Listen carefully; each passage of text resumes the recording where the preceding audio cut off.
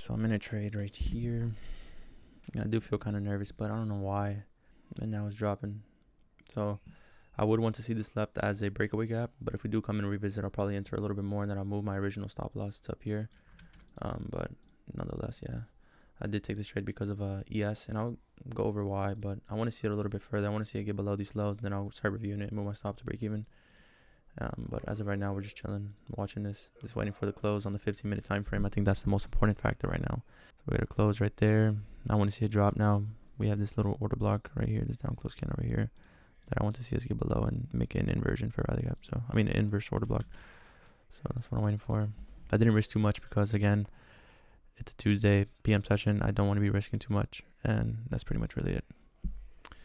I think I want to remove my stop to break even now. I'll move this to break even, yeah, I can see. So I don't want to see it come right here at all. Doesn't need to come and revisit that area. Why? Because we have a balanced price range. We already ran right through it. Main tree was right there, so it doesn't need to come there. That's my first PDA array, second PDA array, and then we have a breakaway gap. That's my third PDA array there. So it doesn't need to come to break even. And if it does, then I believe, it wasn't dropping as much as I would have wanted to have it to. Same with just for this one, really, because ES is dropping. That's why I don't want to see it go up there anymore. There's no need for it. It's a breakaway gap. We need to. It's gonna start delivering soon with speed. Have that almost conviction, like right there, boom. And then my take profit one is gonna be hit soon. So I gotta get ready for that. I'm gonna cut 0.7 because I have 0.7. I mean 0.15 of a lot size. Again, I didn't risk too much. It's 5K count, I don't risk too much. So yeah, I'm gonna cut around half right here. So it's gonna be like, I don't know how much percent it would be, but it's gonna be 1 to 2, and the rest is gonna be 1 to 4. Again, that order block is holding, and we might get break even here soon if we continue back up. We're getting close. Now, I wouldn't mind if we do completely. It's completely fine with me. Let's look at this wick right here. It's not a normal wick, and we're just bouncing back and forth. I don't think we should get above here. It's not going to here. This wick right here. It's not on this here. Getting above that. So we stay above here. We stay inside the order block. Can't see this. I wouldn't want to see that. I would want to see these close below the constant this weight. So look at we're expecting. So I mean, probably higher prices are coming. If we do a trace, we stop down. Probably re-entry. If we do that, we get a bull speed rate going into the city and start forming bearish ortho. I'll enter again. So this is really good. But I do want to see a drop. I want to see it come back up, because then to me that would probably validate the move that SKX made, and then that would give me less conviction of the trades doing here in Q instead of with the other ones dropping stuff in Q. To me, that seems really dumb. Probably should enter more here, but I'm not going to. I'm gonna leave it risk free here because I already know soon. Look at that. Something. This is going to catch up soon. I promise you. Now we gotta wait. I think the thing I need to work on a little bit more is probably being more patient, knowing that the trades don't work out or not. Being fearful, being logical right now, because it's clear sense that this is not going to work out. Following the model, following everything. It's just really the session. I don't really fit in session, but I told myself I was because of SPX. And I mean, NC looking really good for trades. I want to trade them right now. But again, we're going to wait here for the speed to come in. Stop us. Perfect delivery. I'm be 0.7. Be waiting for that to be hit right here. Add an alert. And then right here, I'm adding an alert. I'm going to move it to my take profit there soon.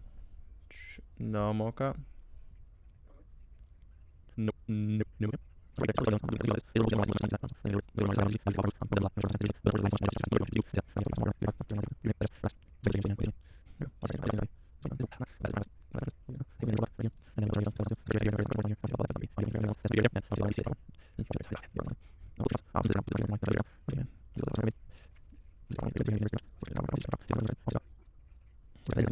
The 50% or the consequent encroachment, and we hit take profit one, taking a partial there.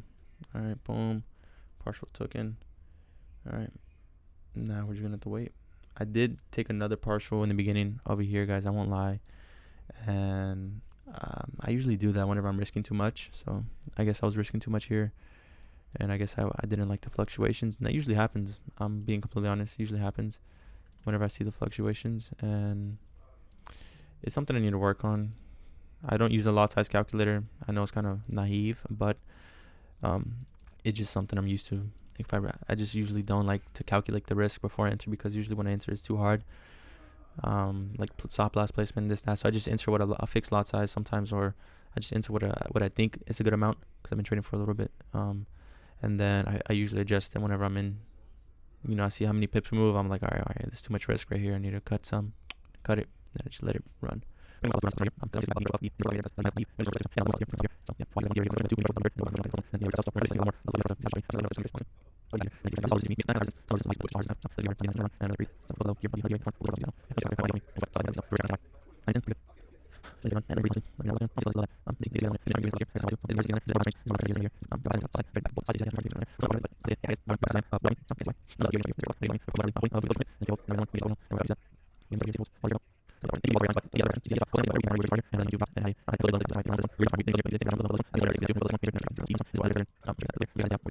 Heavy now. You see that perfect distribution lower. So yeah, we're just gonna wait now for the sells. See what I'm talking about. When they drop and they're lagging, they drop pretty quick, and a lot of people aren't able to catch them. But nonetheless, we're dropping pretty nice here. But I'm gonna be waiting now. We're coming close. So I'm just gonna wait, be patient. There's no point of not waiting, being patient. And yeah, 350 to 1410 macro hit. So nonetheless, good trade. If we do hit our take profit, I think I'm gonna be up on the funded, back to where I originally was last week. I think around 3%. If not, yeah, no, 3%. I'm gonna move my stop loss, guys. We have one PD array, we have two right here, we have a third one, so I'm gonna move it above that up close candle up there now. I know it may seem kind of naive, like, oh, why are you moving your stop loss? But I have to stick to my rules and what I say, basically. So yeah, move my stop, trail my stop, have my take profit down here, waiting still, final take profit, and completing this market maker model and just waiting for it now. I think ES ready to take it out. So yeah, we gotta be very cautious here to see if NQ doesn't take it out. There, we cut it because ES already took it out, and I'm not gonna wait for this. See, I said I need more patience. We're just gonna wait. We're gonna continue to watch and see if we retrace now. $79, and then the Dow Jones was the $20. So again, this is my model. It's very easy, simple, not complex at all to trade. A lot of people overcomplicate SMC or ICT concepts. I used to be one of them. I didn't know what to trade, I didn't know how to trade, blah blah blah. And I was using, once you understand all the PD arrays, once you start having that, and then you use time elements, of course, and all this other stuff, you know, starts aligning pretty easily. It shouldn't be as hard as y'all make it, or it shouldn't be as complicated as you think it is, but it really isn't. You know, you really just gotta understand the language. We had a 1 minute inversion for value gap, and then we had close below it. We formed a SIBI, a breakaway gap. I took the trade as soon as we tapped back into it. Main reason why I took it on NQ was because whenever we dropped not as far as the other ones. So this one we dropped, we came back. I think this one would have been the better choice to take it on, but then this one right here is the one I was paying attention to the most. And you can see we closed below. We didn't have no time to re-enter. Then we started dropping further after that. But on this one, we closed below, and then we tapped right back up, and then we started dropping. Then we started watching the order flow, moving our stop loss to 3 PD array rule, and then this one too. You know, this one, two SIBIs, BISIs become inverse. First one taps, drops heavily. First take profit there, or your final take profit there as soon as you get that. Believe in yourself. So yeah.